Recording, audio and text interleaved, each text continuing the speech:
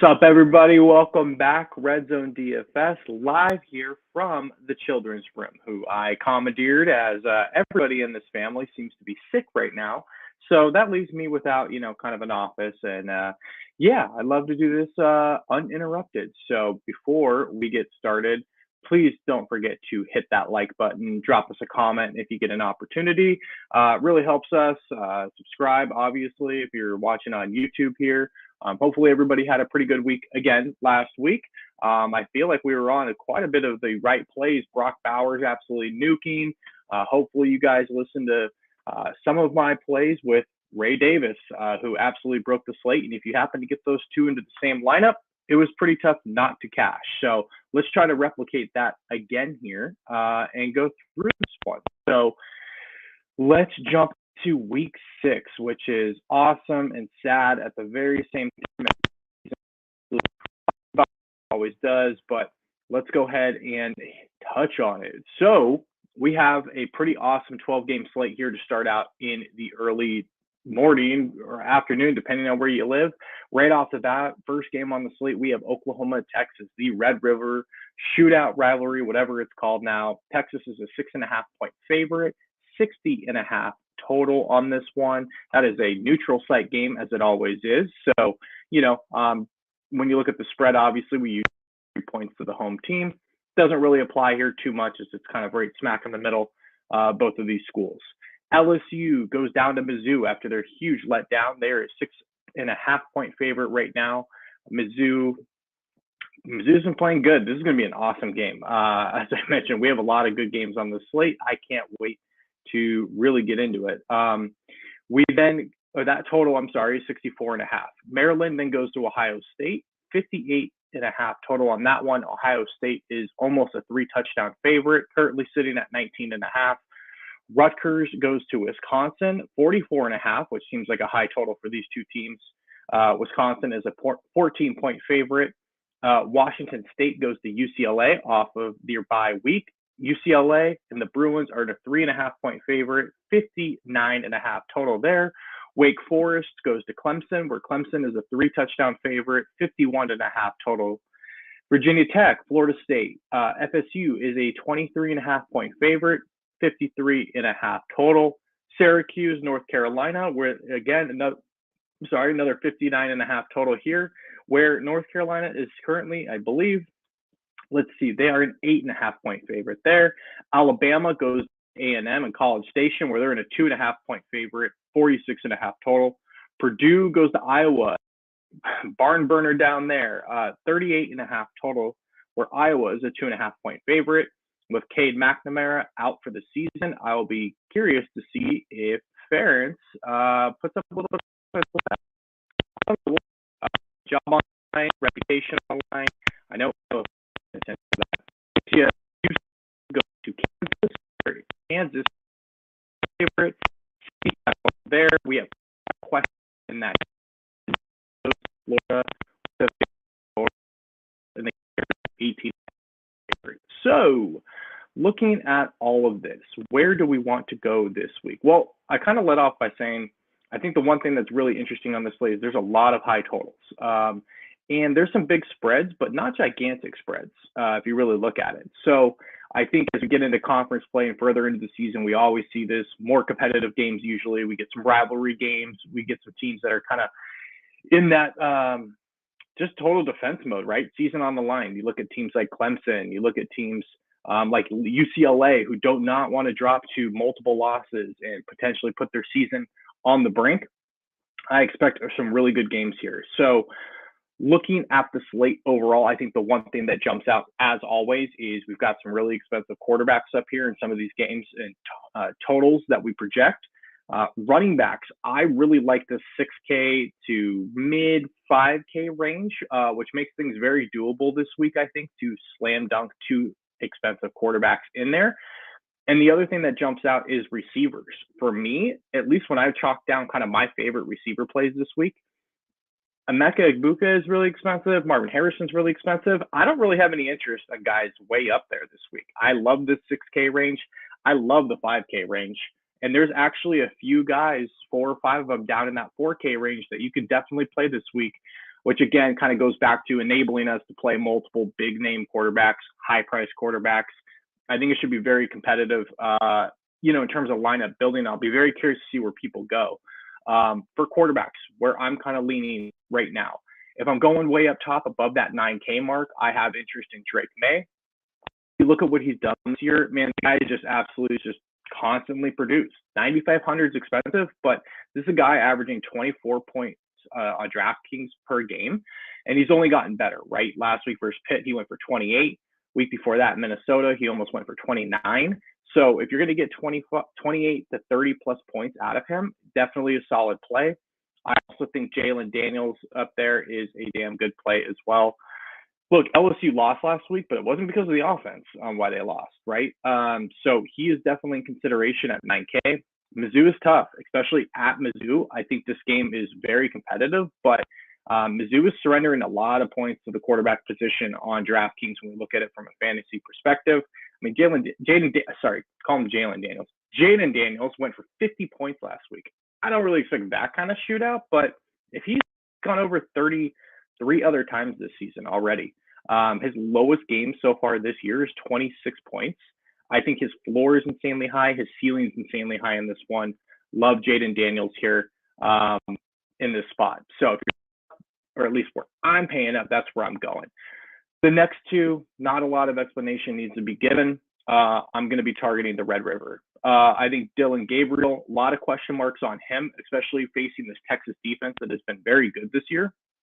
But this is Oklahoma, right? Wide open system. Gabriel a little bit. I this game, like most, probably project. I was expecting a kind of a higher total to be honest with you, but I think both of these guys have opportunities to absolutely blow up.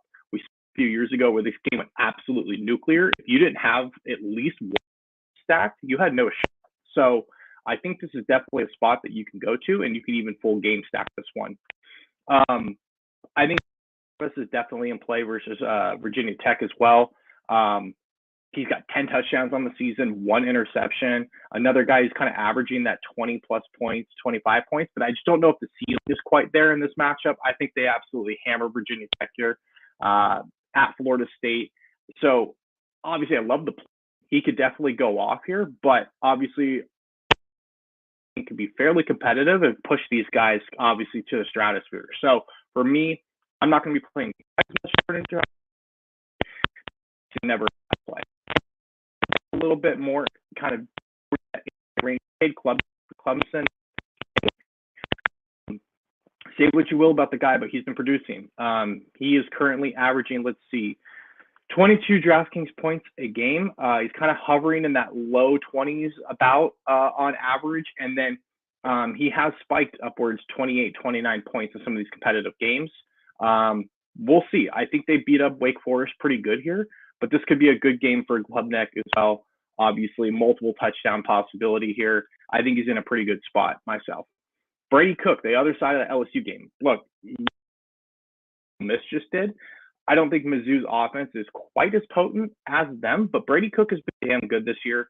And I think he's somebody you got against this defense who cannot stop anybody. Cook is averaging about 26, 27 points a game. Yeah, man, I have interest for sure. He's got very clear stacking options, which we'll talk about, but definitely have interest in Brady Cook here. I think Garrett Schrader is definitely in play, averaging almost 30 DraftKings points a game. He's 7,200 going to Carolina. Yeah, another spot that I think we could see serious points put up in a serious shootout potential. So have some interest in him. And then the only other guy that I have really in my player pool as of right now is Dante Moore. Nobody is going to be playing this guy. He absolutely got waxed when they went to Utah a couple of weeks ago. I was calling that as kind of a breakout moment potential for him. But let's be honest, this guy's only started a few games. Utah is an insanely tough place to go play. Now it's home off of a bye, so hopefully they got a chance to kind of collect themselves, regroup a little bit. They get a Washington State defense that is definitely not as tough as Utah's. I think it's a pretty good spot. Again, 6K flat, he allows you to get some really big options elsewhere. If you want to pay down, Dante Moore is probably the guy that I'm leaning to as of right now. Moving over to running backs, Jonathan Brooks at Texas. The guy's just been going absolutely Absolutely insane. I think he's got a pretty good matchup here. I think he could go overlooked a little bit if people are targeting these quarterback position. They bumped up his salary up to 6,700 as well, which I kind of like. Again, another reason that people might not be playing him quite as much. People think of the Red River, they think of throwing, they think of airing it out, both of these teams, but Brooks has been phenomenal. So he's definitely my player pool. Will Shipley at 6,400. The guy just continuously produces. 6,400 is just too cheap for him. What did he do last week? I'm just pulling this up. I'm not sure what he did last week, but he's averaging almost 20 DraftKings points a game. So, yeah, that's all it really needs to be said. I'm going to be going back to Devin Neal a little bit here for Kansas. It's a little bit concerning that his workload has been going down the last couple of weeks, but I think that Kansas offense, it's just weird. With the quarterback situation being in such flux, nobody really knows what's going to happen. I kind of hope Jalen Daniels is ruled out for this game. The guy's just obviously super beat up and not healthy. If he's going to play, that definitely throws me off of this play a little bit. If he's ruled out and Bean is going to start this game, I have major interest in Neal. So that's how I'm kind of approaching the situation. One other guy I forgot to mention, I'm sorry, going back to the quarterback position, is John Reese Plumlee. He's coming off of injury. He has not played the last few weeks. He is questionable and supposed to return back to practice here this week. If he's playing and he's totally rock solid and ready to go, I will have some Plumlee as well at 7,900. So forgot to mention that. I think this game has major shootout potential, but obviously him being questionable, not really ruled on yet, kind of tough to go there. Logan Diggs for LSU, he's kind of taking that starting running back and bell cow back opportunity for LSU. He's 6,200. He has had some really good games in production the last couple of weeks. I will be interested in that for sure. RJ Harvey for UCF. Look, he's the main guy. They do mix in some other players, Richardson and some of the other guys, but it is definitely RJ Harvey's backfield. Again, a good matchup versus Kansas defense. I think you got to have a little bit of interest in him. LaQuint Allen for Syracuse. He didn't quite get us there last week against a tough Clemson matchup, but he gets North Carolina now. I think this is a much easier matchup for him, and I look for him to bounce back in a pretty big way at 5,800. On the other side of the ball, Amarian Hampton at 5,700 is definitely my player pool this week. Main running back for North Carolina. And then Carson Steele, who has dropped immensely in price for UCLA, 5,600. Again, ran into an absolute buzzsaw there in Salt Lake City versus Utah a few weeks ago. Seems like the whole world has kind of forgotten about these guys and everyone's just written UCLA off. I have not. I will be playing Carson Steele absolutely at 5,600. Moving over to the receiver position, Egbuka, I already talked about him at 7,800. I'm not going to be playing quite as much Marvin Harrison just because it's just a tough price tag. So if you can get him in there, never a bad play. He has 3 touchdown, 200-yard potential every single week. But as we talk about, Ohio State has so many weapons, and do they need to lean on him that much in some of these games? Kind of tough to kind of figure he's going to hit value consistently there. Luther Burden from Mizzou, he is going to be, my guess, extremely popular this week, 6,900. But as we talked about, LSU can't stop anybody. So Luther Burden is a good play. Keon Coleman, Florida State, 6,700. I think the one thing and why I have some interest for sure in Jaden Daniels, these LSU receivers dropped crazy in price. Malik Neighbors, 6,500. And then you've got Brian Thomas at 61. Those are really easy guys to get into your stacks at those price tags. So, yeah, man, LSU I think is a pretty insane play this week in my opinion. The other side of that Florida State one kind of bouncing back and forth and yo-yoing here. You've got Keon Coleman, 6,700. You've got Johnny Wilson at 62. If you decide to go there, those guys are very much in play as well. Like I mentioned, I think Florida State just kind of mops the floor with Virginia Tech here. Xavier Worthy at 6,300 and Andrew L. Anthony at 6,100 for that Red River matchup. Both guys are very fairly priced. You can get both of them into your stacks, no problem in my opinion. Josh Kelly for Wazoo at 6K, I think is in a pretty good spot here. J.J. Jones for North Carolina. North Carolina is kind of weird. They spread the ball out quite a bit without Josh Downs from last year. So they don't necessarily have a super clear guy that week to week is going to be the absolute home run anchor for all of your stacks. But J.J. Jones for me, with price consideration and his usage, I think is a pretty good play. Drake Stoops, if you want to get more action on Oklahoma, he's at 5,800. Kobe Hudson for UCF, 56. Theo Weiss, if you don't want to pay up for Luther Burden, you want to get a little bit different, I think 5,500 is a really good price tag for him. Donai Mitchell, this one frustrates me because I almost plugged him into multiple lineups last week, and of course I did not, and he went absolutely bananas for his first breakout game for Texas. Really good sign, 5,400. I think he's a pretty damn good play if you think this Oklahoma-Texas game shoots out. Kyle Williams for Wazoo, 5,400 with Victor out for this, not for the season, but out for the foreseeable future. He becomes definitely a main point of this offense. So 5,400 for him is a great price. Tyler Brown for Clemson, I mentioned him last week. He had a phenomenal game against Florida State. No, I'm sorry, he didn't play Florida State last week. He played Syracuse. But he went off 5,300. I think he's in a damn good spot. My big concern with that one is you got to wait and see the news, as it looks like Clemson may be getting some of the receiver core back. In my opinion, Tyler Brown has earned that job to be a starting receiver there and get the same workload because he's absolutely crushing it. Hopefully that stays true, but you never know with Clemson and Dabo what they're going to do. Anaya Smith for A&M, 5,300. He is Max Johnson, one of his favorite targets in that one. Evan Stewart is way up there in price. I think Anaya Smith's a very good pivot off of that. Jatavian Sanders, big reason why Mitchell went off for Texas is Sanders was out, halfway through that game, first quarter, whatever it was when he got hurt. He's questionable right now to play on Saturday, but if Jatavian Sanders plays for Texas, 4,900 is a great price tag for him. Right below him, Nick Anderson for Oklahoma is 4,800. Sensing a theme with me. Oklahoma, Texas, I think is a really good play this week. So I think Nick Anderson's in play. Logan Lola for UCLA, 4,600. I think he's definitely in play. Jaheim Bell for Florida State. He doesn't get a lot of opportunities, but that guy does score touchdowns. If you want to take a throw a shot up there, that he punches one in, possibly two. I think he could do a lot worse at 4,300. And then here we go for my Iowa fans out there. Eric Ali, 4,200.